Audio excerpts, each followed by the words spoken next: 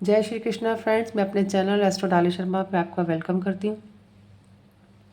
हमने जो न्यूमरोलॉजी में रीडिंग करना सीखने की श्रृंखला शुरू की है, उसमें मैं आज जो डेट ऑफ बर्थ ले रही हूँ वो मेरे एक सब्सक्राइबर की है, 9 जुलाई 2002। तो चलिए शुरू करते हैं।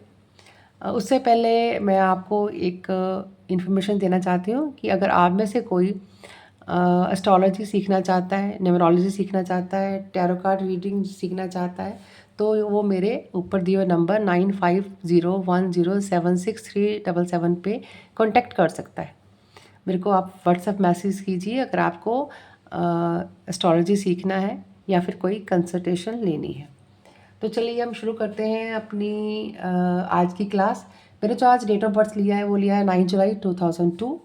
इसका मूलांक बनता है जी 9 और भाग्यांक बनता है 2। तो अब इस सब्सक्राइबर की जो है रीडिंग करते हैं न्यूमरोलॉजी के पॉइंट ऑफ व्यू से। आप ये सपोज कीजिए कि आपके पास क्लाइंट आया है, उसका जो डेट ऑफ बर्थ है 9 जुलाई 2002 है। जब हमने उसका मूलांक निकाला तो मूलांक आया 9, और जब हमने उसका भाग्यांक निकाला तो भाग्यांक आया 2। तो चलिए अब हम कैसे क्लाइंट को रीडिंग करके बताएंगे। हम उसको बोलेंगे कि आपका जो मूलांक का है वो है 9, इसका जो प्लानट है वो है मार्स।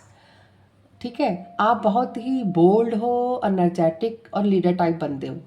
आप बहुत ही पैशनेट, हार्ड वर्किंग और जस्टिस के लिए स्ट्रॉन्ग सेंस रखने वाले आदमी हो, इंसान हो।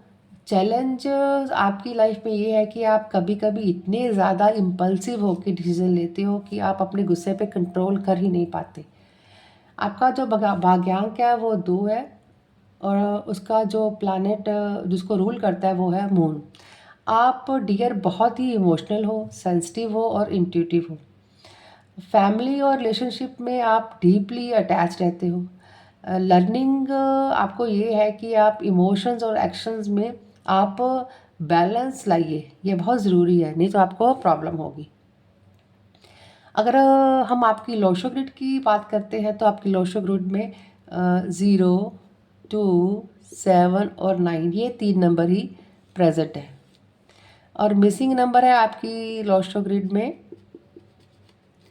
1, 3, 4, 5, 6, 8। तो आप ये कह सकते हो कि आपकी जो लोशो ग्रिड है उस पर काफ़ी ज़्यादा नंबर जो है वो मिसिंग है। तो आपको इन सभी नंबर्स को भी बैलेंस करना पड़ेगा।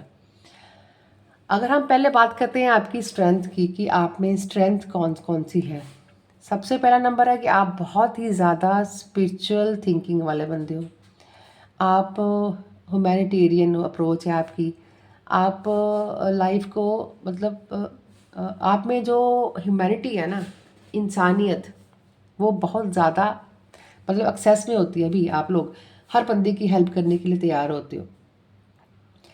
आप में जो वीकनेस है वो ये है कि आप प्लानिंग और प्रैक्टिकल अप्रोच में वीक हो।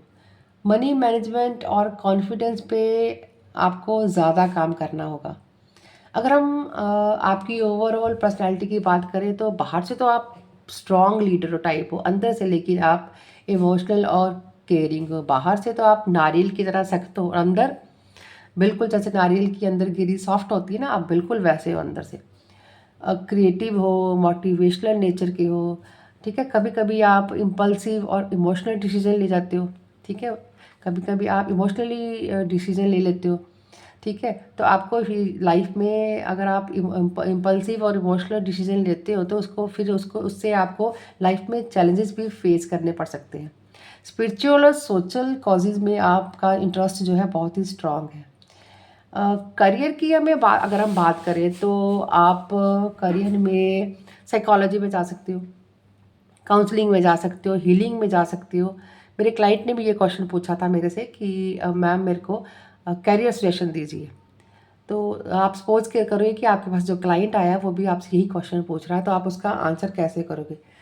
तो देखिए, आपका जो है ना, आप में इमोशन समझने और गाइड करने का टैलेंट है भी। तो फिर अगर आप में ये टैलेंट है, आप दूसरों की इमोशन को समझ पाते हो, तो आप साइकोलॉजी में चले जाओ। आप काउंसलिंग में चले जाओ, आप हीलिंग में चले जाओ, तो वहाँ पे आपका ये टैलेंट आप काम आएगा।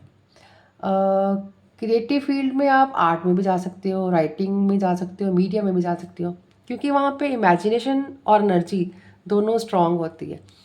आप टीचिंग में भी जा सकते हो, आप ट्रेनिंग में भी जा सकते हो, क्योंकि आप में लीडरशिप और गाइडेंस के स्किल्स हैं। आप गाइड कर सकते हो बड़ी अच्छी तरह से दूसरों को।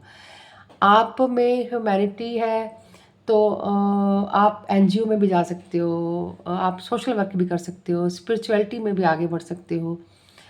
आप में अपने आइडियाज़ पे काम करने की एबिलिटी है, लेकिन जो है आपको डिसिप्लिन और पेशेंस दोनों डेवलप करने होंगे। फोकस बना आपको अपने लीड आपकी जो लाइफ है उसमें आप में अगर फोकस बना रहता है तो लीडरशिप और सक्सेस दोनों ही आप अचीव कर सकते हो। आपकी रिलेशनशिप की बात करें तो आप बहुत ही ज़्यादा लॉयल हो, बहुत ही केयरिंग हो और एक प्रोटेक्टिव पार्टनर हो। मूड स्विंग्स और इम्पल्सिवनेस से कभी कभी मिसअंडरस्टैंडिंग हो सकती है। इमोशनल सपोर्ट और अंडरस्टैंडिंग से आप स्ट्रॉन्ग और लॉन्ग लास्टिंग आपकी जो बॉन्डिंग है वो पॉसिबल है। तो हमने देखा कि हमने जो हमारे पास क्लाइंट आया है जिसकी डेट ऑफ बर्थ 9 जुलाई 2002 है, उसका हमने एनालिसिस किया है न्यूमरोलॉजी में भी और लोशो ग्रिड के साथ भी। तो अगर आपको रीडिंग पसंद आई है तो प्लीज़ वीडियो को लाइक करें, वीडियो को शेयर करें और चैनल को सब्सक्राइब करें। और अगर आपको अपनी रीडिंग चाहिए तो कांटेक्ट करें मुझे ऊपर दिए हुए नंबर पे 9501076377। तब तक के लिए जय श्री कृष्णा। मिलते हैं अगले एपिसोड में अपने नए सब्सक्राइबर की नई डेट ऑफ बर्थ के साथ। जय श्री कृष्ण।